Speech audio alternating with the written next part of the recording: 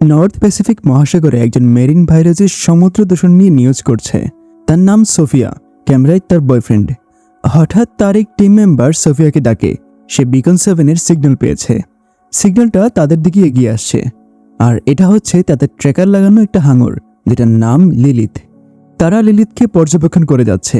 Sophia excited হয়ে সেখানে যায়। সোফিয়ার নির্দেশে 4 জন ডাইভার তাদের গিয়ার পরে সমুদ্রে ঝাঁপ দেয়। সেখানে তারা একটা তিমি মাছের বাচ্চার মর্মান্তিক মৃতদেহকে খুঁজে পায়। সেখানে বেশ কয়েকটা হাঙর মাছ চলে আসে। কিছুক্ষণ পরেই লিলিথ তাদের সামনে আসে। সোফিয়া অবাক হয়ে যায়, কারণ 3 মাস আগেই তার দৈর্ঘ্য ছিল 2.5 মিটার, কিন্তু এখন সে প্রায় 7 মিটার হয়ে গেছে, যেটা একেবারে অসম্ভব। সোফিয়া প্রথমে ভাবে এটা হয়তো অন্য কোনো একটা হাঙর, কিন্তু পরে সেটার গায়ে লাগানো ট্র্যাকারটা দেখে তারা নিশ্চিত হয় এটাই লিলিথ। ডাইভাররা লিলিথের উপস্থিতিতে একটু ভয় পায়, তাই তারা সেখান থেকে উঠে আসতে চায়। কিন্তু সোফিয়া তাদেরকে বলে, লিলিথের শরীরের একটু অংশ ল্যাব টেস্টের জন্য আমার প্রয়োজন। তাই তাদের একজন লিলিথের গায়ে একটা বর্ষা দিয়ে তার শরীর থেকে স্যাম্পল কালেক্ট করতে যায়, আর এতে লিলিথ চমকে ছুটে পালায়। কিন্তু তার কিছুক্ষণ পরেই সে তাদের উপর অতর্কিত আক্রমণ করে। লিলিথ একে একে সবাইকে মেরে ফেলে। সোফিয়া উদ্বিগ্ন হয়ে তাড়াহুড়ো করে একটা স্পিয়ার গান নিয়ে সাগরে ঝাঁপ দেয়। কিছুক্ষণ পরেই সে ওখানে একটা কাটা হাত ভাসতে দেখে। সে প্রাণপণে তাদেরকে ডাকতে থাকে, কিন্তু সেখানে অবশিষ্ট কেউ বেঁচে ছিল না। ভয়ে ভয়ে সোফিয়া চারপাশটা পর্যবেক্ষণ করে দেখতে থাকে। তার কিছুক্ষণ পরেই লিলিথ তার সামনে আবারও আসে। সোফিয়া তার স্পিয়ার গানটা তার দিকে তাক করে, আর তখনই লিলিথ তার উপর আক্রমণ করে। সোফিয়া তার স্পিয়ার গান ফায়ার করে। তখন লিলিথ প্রচণ্ড গতিতে সমুদ্রের তলদেশে ছুটে যায়। তখন তার গায়ে লাগা দড়িতে সোফিয়ার পা পেঁচিয়ে সেও তার সাথে নিচে চলে যায়। সোফিয়ার দম ফুরিয়ে আসছিল। একসময় পানির পৃষ্ঠচাপে তার কান ফেটে রক্ত বের হয়ে আসে। অবশেষে কোনো রকমে সে দড়িটা থেকে নিজেকে ছাড়াতে পারে এবং প্রাণ নিয়ে ওপরে ফিরে আসে। এই ঘটনার পর 3 বছর পার হয়ে যায়। তখন আমরা দেখতে পাই 2 জন যুবক প্যারিসের নদীতে চুম্বক ফেলছে প্রয়োজনীয় কিছু পাওয়ার আশায়। একসময় তাদের চুম্বকে ভারী কিছু একটা আটকে যায়। হ্যাচকাটান মারতেই উঠে আসে দ্বিতীয় বিশ্বযুদ্ধের একটা বম। কিছুক্ষণের মধ্যেই পুলিশের বম ডিসপোজাল টিম সেখানে চলে আসে। তারা বমটাকে উদ্ধার করে নিয়ে যায় এবং মিডিয়াকে জানায় প্যারিসের নদীতে এরকম বম হরহামেশাই পাওয়া যায়। সোফিয়া এখন একটা অ্যাকোরিয়ামে কিউরেটর হিসাবে চাকরি করে। একদিন সে বাচ্চাদের উদ্দেশ্যে সমুদ্রকে রক্ষা করা নিয়ে কথা বলছিল। কাজ শেষে সোফিয়া সেদিন বাড়ি ফিরছিল, তখন একটা মেয়ে তাকে ফলো করতে শুরু করে। তার নাম মিকা। সে বেশ বড় একজন ম্যারিন অ্যাক্টিভিস্ট। মিকা তার কাছে গিয়ে বলে, আপনার সাথে আমার কিছু কথা ছিল। আমি প্রায় আমার সারা জীবন ধরে আপনার কাজকে নিয়ে পড়াশোনা করে এসেছি। আপনি আমার অনেক বড় একটা মেন্টর। সোফিয়া তাকে খুব একটা পাত্তা দিতে চায় না।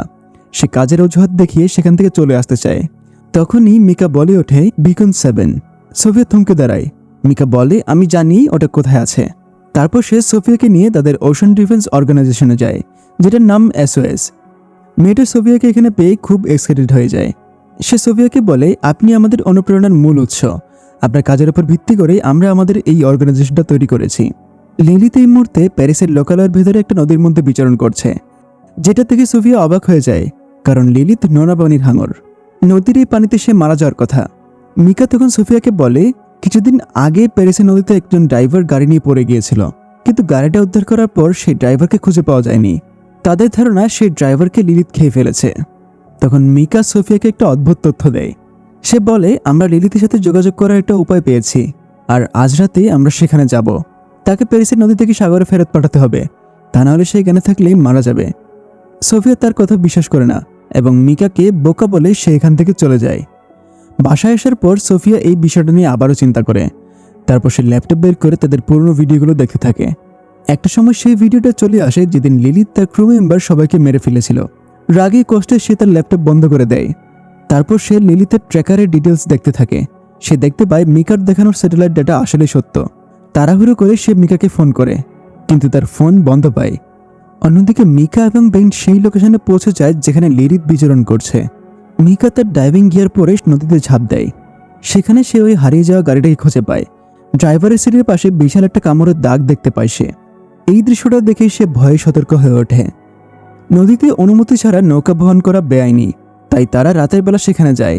কিন্তু কিছুক্ষণ পরে পুলিশের একটা টহল বোট সেখানে চলে আসে। মিকা তখন আলোর ঝলকানি দেখে ওপরে উঠে আসে। বেন সেখান থেকে পালিয়ে যায়। তখন মিকাকে সেখানকার কর্তব্যরত পুলিশ অ্যারেস্ট করে নিয়ে যায়। কিছুক্ষণ পরেই সোফিয়া এখানে এসে পৌঁছায়। সে সারা রাত লিলিথকে ট্র্যাক করতে থাকে। মিকাকে পুলিশ স্টেশনে নিয়ে জিজ্ঞাসাবাদ করা হয়, কিন্তু সে এই ব্যাপার নিয়ে কোনো কথা বলতে চায় না। সকালবেলা পুলিশের একটা টিম নদী থেকে একজন ব্যক্তির অর্ধকণ্ঠিত দেহ খুঁজে পায়। সার্জেন্ট আদিল মিকাকে নিয়ে সেখানে যায়। সেখান থেকে মিকা সোফিয়াকে কল করে। সোফিয়া সেখানে এসে উপস্থিত হয়। সে তাদেরকে বলে এটা একটা হাঙরের কাজ, কিন্তু সোফিয়ার কথা তারা বিশ্বাস করে না। সেখানকার কমান্ডার ধারণা করছে এটা কোনো নৌকার পপুলারের কারণে হয়েছে। তখন সোফিয়া পুলিশ টিমকে তাদের সাথে ঘটা মর্মান্তিক ঘটনা পুরোটা শোনায়। তখন সেই কমান্ডার সোফিয়ার কথা নিশ্চিত হওয়ার জন্য তার একটা টিমকে সেই নদীতে ডাইভ করতে বলে, আর সেই টিমের দায়িত্বে থাকে সার্জেন্ট আদিল। সে তার টিম নিয়ে নদীতে ডুব দেওয়ার জন্য তৈরি হয়। সোফিয়া তাকে বোঝানোর অনেক চেষ্টা করে যে এটা খুবই ঝুঁকিপূর্ণ একটা উদ্যোগ, কিন্তু সোফিয়ার কথাকে তারা গুরুত্ব দেয় না। তারা রওনা হয় এবং সাথে সোফিয়াকেও তাদের সাথে নিয়ে নেয়। লিলিতের কাছাকাছি এসে 3 জন পুলিশ সদস্য নদীতে ঝাঁপ দেয়। নিচে নেমে অনেকক্ষণ খোঁজাখুঁজি করেও তারা লিলিতের কোনো চিহ্ন খুঁজে পায় না। কিছুক্ষণ পর মিকা সেখানে আসে এবং তার টিম মেম্বার বেনকে কল করে লিলিতের ট্রেকারটাকে ডিঅ্যাক্টিভেট করে দিতে বলে, কারণ তার ধারণা লিলিতকে যদি তারা এখানে খুঁজে পায় তাহলে তারা তাকে মেরে ফেলবে। কিছুক্ষণ পর সেই 3 জন অস্পষ্টভাবে বিশাল একটা কিছুর অস্তিত্ব টের পায় এবং ভয় পেয়ে সেখান থেকে উঠে আসে। তারপর তারা তাদের সোনার ফুটেজের মধ্যে বিশাল একটা হাঙরকে দেখতে পায়। তখন আদিল সোফিয়ার ওপর খেপে ওঠে। তার ধারণা সোফিয়া ওই জিপিএস ট্রেকারটাকে বন্ধ করেছে। সোফিয়া তখন তাদের সাথে রাগ করে সেখান থেকে চলে আসে আর বলে, আমি তোমাদেরকে প্রথমেই বলেছিলাম এটা থেকে দূরে থাকার জন্য, কারণ আমি জানি এই হাঙরটা কতটা বিপজ্জনক। সেখান থেকে বের হয়ে আসার সময় সোফিয়া মিকাকে বাইরে দাঁড়িয়ে থাকতে দেখে এবং সে বুঝে যায় যে এটা মিকার কাজ ছিল। তারপর সে মিকার রিসার্চ সেন্টারে গিয়ে তাকে ধমকে আসে এবং বলে তাদের এই অনুসন্ধান থেকে দূরে থাকার জন্য। অন্যদিকে লিলিত নামের এই হাঙরটা কতটা বিপজ্জনক সেটা আদিল বুঝে গিয়েছে। তাই সে তার চিফকে গিয়ে বলে আমাদের নদীর সবগুলো গেটকে বন্ধ করে দিতে হবে। চিফ তখন বলে 1 সপ্তাহ পরে এই নদীতে অলিম্পিকের একটা সাঁতার প্রতিযোগিতা হবে। পুরো পৃথিবী দেখে সাংবাদিক এবং রিপোর্টার এখানে আসবে। এর আগে এটা আমি কোনোভাবেই ম্যানেজ করতে পারবো না, আর এটা মেয়র কিছুতেই মানবে না। আমাদের নিরাপত্তা আরও জোরদার করতে হবে এবং আজ থেকে তোমরা সবাই ডাবল শিফট করবে। তারপর সার্জেন্ট আদিল সোফিয়ার ব্যাপারে রিসার্চ করে তার ব্যাপারে জানতে পারে। তারপর সে সোফিয়ার কাছে গিয়ে ক্ষমা চায় এবং তার কাছে সাহায্য চায়, কারণ তারা এই বিষয়টা মেয়রকে জানাচ্ছে এবং সোফিয়া এটা খুব ভালোভাবে তাকে বোঝাতে পারবে। তারা এই ব্যাপারটা তাদের মেয়রকে জানায়, কিন্তু তাদের মেয়র বলে অলিম্পিকের সাঁতার প্রতিযোগিতার জন্য সরকারের কোষাগার থেকে এখন পর্যন্ত 1.7 বিলিয়ন খরচ করা হয়ে গেছে, তাই এটা বন্ধ করার প্রশ্নই ওঠে না। তোমরা যেভাবেই পারো ওই হাঙরটাকে এখান থেকে অপসারণ করো। তারপর আমরা মিকাকে দেখতে পাই। সে একটা প্রাইভেট ভিডিও বানিয়ে শহরের সব মেরিন অ্যাক্টিভিস্টদের উদ্দেশ্যে বলে, আমরা সমুদ্র দূষণ আর অতিরিক্ত মাছ শিকার করে সমুদ্রের ভারসাম্য নষ্ট করে ফেলেছি, আর এখন প্যারিসের নদীতে নোনা জলের হাঙর লিলিত চলে এসেছে। তাকে মারার জন্য সরকার সব ধরনের ব্যবস্থা নিচ্ছে। আমাদের যে করেই হোক লিলিতকে বাঁচাতে হবে। আমরা সবাই আজ রাতে ক্যাটাকম্সে উপস্থিত হব, আর এই ক্যাটাকম্স হচ্ছে প্যারিস শহরের একটা ভূগর্ভস্থ কবরস্থান। কিন্তু মিকার এই পুরো প্ল্যানটা বেন এসে পুলিশদেরকে জানিয়ে দেয়। সে তখন সোফিয়াকে লিলিতের ট্র্যাকারটাকে রিঅ্যাক্টিভেট করে দেয়। এতে করে তারা লিলিতকে আবারও ট্র্যাক করতে পারে। বেনের তথ্য অনুযায়ী তারা সবাই ক্যাটাকম্সের দিকে রওনা দেয়। সেখানে যাওয়ার পর তারা সবাই মিকা এবং বাকি সব মেরিন অ্যাক্টিভিস্টদের দেখতে পায়। পুলিশ অফিসাররা তাদেরকে এখান থেকে চলে যেতে বলে। মিকা তখন পানিতেই ছিল। তার কিছুক্ষণ পরেই সেখানে লিলিত চলে আসে। সোফিয়া মিকাকে সেখান থেকে উঠে আসতে বলে, কিন্তু মিকা সোফিয়ার কথা শোনে না। কিছুক্ষণ পর সেখানে আরেকটা হাঙর উঠে আসে, আর এটা লিলিতের একটা বাচ্চা ছিল। মিকা সেটার গায়ে হাত বোলায়। সোফিয়া বারবার করে মিকাকে বলে পানি থেকে উঠে আসার জন্য, কারণ লিলিত যে কোনো সময় আক্রমণ করতে পারে। কিন্তু মিকা তাদের কথা শুনছে না, তাই বাধ্য হয়ে আদিল সেখানে ঝাঁপ দেয়। আর তখনই লিলিত নিচ থেকে উঠে এসে মিকাকে কামড়ে ছিঁড়ে ফেলে।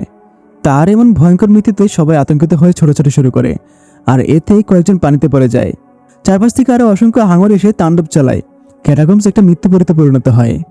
বেঁচে থাকা বাকিদেরকে হাসপাতালে নিয়ে যাওয়া হয়। সেখানে পুলিশের গুলিতে একটা হাঙর মারা যায়। সেই হাঙরটাকে উদ্ধার করে ল্যাবে নিয়ে আসা হয় পরীক্ষা নিরীক্ষা করার জন্য। তখন সোফিয়া ওই হাঙরটার মধ্যে বেশ কিছু অদ্ভুত বৈচিত্র্য খুঁজে পায়। হাঙরটার বয়স 2 মাস, কিন্তু সেটা অন্তঃসত্ত্বা ছিল। আরও অদ্ভুত বিষয় ছিল, এটা পার্থিওজেনেসিস প্রক্রিয়ায় বাচ্চা দেয়। এই প্রক্রিয়া বাচ্চা দেওয়ার ক্ষেত্রে কোনো পুরুষ হাঙরের প্রয়োজন হয় না। এই হাঙরগুলো এখন মিষ্টি পানিতে বিচরণ করার ক্ষমতা অর্জন করে ফেলেছে, আর এটার ভয়াবহতা সে পুলিশ অফিসারদেরকে জানায়। ক্যাটাকম্সে হতাহতের ঘটনা মেয়রকে অবগত করা হয়, কিন্তু তাদের মেয়র তাদেরকে দোষারোপ করে। সে এই ব্যাপারটা শহরের সবার কাছ থেকে গোপন রাখে। মেয়রের কাছ থেকে কোনো সাহায্য না পেয়ে সোফিয়া একটা আইডিয়া বের করে। সে আদিলকে বলে ক্যাটাকম্স বম ব্লাস্ট করে উড়িয়ে দিতে হবে, এতে সেখানে থাকা প্রত্যেকটা হাঙর মারা যাবে। পরের দিন সকালবেলা সেই কাঙ্ক্ষিত দিন চলে আসে। আজকের এই দিনে অলিম্পিকের সাঁতার প্রতিযোগিতা হতে যাচ্ছে। হাজার হাজার মানুষ সেখানে চলে এসেছে। মেয়র হাঙর বিপর্যয়ের বিষয়টা জানলেও সেই অনুষ্ঠানটা বাতিল করার কোনো সিদ্ধান্ত নেয়নি। সে গোপনে ক্যাটাকম্বসের চারপাশ জাল দিয়ে বন্ধ করে দেয় এবং সেখানে অতিরিক্ত পুলিশ এবং মিলিটারি মোতায়েন করে। তারা ভারী ভারী অস্ত্র নিয়ে সেখানে টহল দিতে থাকে। অন্যদিকে ক্যাটাকম্বসের ভিতরে সোফিয়া এবং বাকি পুলিশ অফিসাররা তাদের প্ল্যান অনুযায়ী ক্যাটাকম্বসের বিভিন্ন পয়েন্টে বম্ব সেট করে। তারা ক্যাটাকম্বসের গভীরে গিয়ে তাদের টর্চগুলো জ্বালায় এবং ওপরের দৃশ্য থেকে তারা হতভম্ব হয়ে যায়। হাজার হাজার বাচ্চা হাঙর পুরো ক্যাটাকম্বস ঘিরে রেখেছে। তাড়াহুড়ো করে তারা তাদের বমগুলো সেট করে, কিন্তু তখনই কয়েকটা হাঙর তাদের একজনের উপর আক্রমণ করে, আর তার কাছেই ব্লাস্ট করার রিমোটটা ছিল। হাঙরগুলো তখন সোফিয়া এবং আদিলকে চারপাশ থেকে ঘিরে ধরে। একসময় তাদের সাথে থাকা একজন সেই রিমোটটাকে আনতে যায়, তখন তাকেও হাঙরগুলো মেরে ফেলে। কিন্তু তখন সুইচে চাপ পড়ে বমগুলো অ্যাক্টিভ হয়ে যায়। বিকট একটা শব্দে ক্যাটাকম্বস কেঁপে ওঠে। সোফিয়া এবং আদিল দেয়াল ফেটে বাইরে ছিটকে আসে। আদিল এতে বাজেভাবে আহত হয়। পাশেই তাদের জন্য একটা বোট অপেক্ষা করছিল। আদিলকে উঠিয়ে দিয়ে সে আবারও ডুব দেয়, সবগুলো হাঙর মারা গিয়েছিল কিনা সেটা নিশ্চিত হওয়ার জন্য। আর তখনই সে লিলিথকে দেখতে পায়। লিলিথ প্রচণ্ড রাগে আদিলের বোটটাকে এক ধাক্কায় উল্টে দেয়। তারপর সে সাঁতারুদের দিকে ছুটে যায়। সেখানে দেওয়া জাল তাকে আটকে রাখতে পারে না।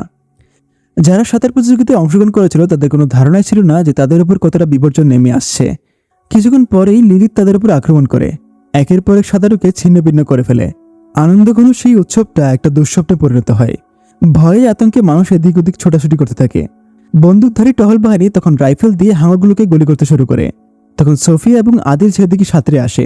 তারা প্রাণপণে চিৎকার করে বলে গুলি বন্ধ করার জন্য, কিন্তু তাদের ডাক হট্টগোলের মধ্যে কেউ শুনতে পায় না। বিপর্যয় তখন আরো বেড়ে যায় যখন নদীর তলদেশে থাকা বমগুলো অ্যাক্টিভেট হতে থাকে।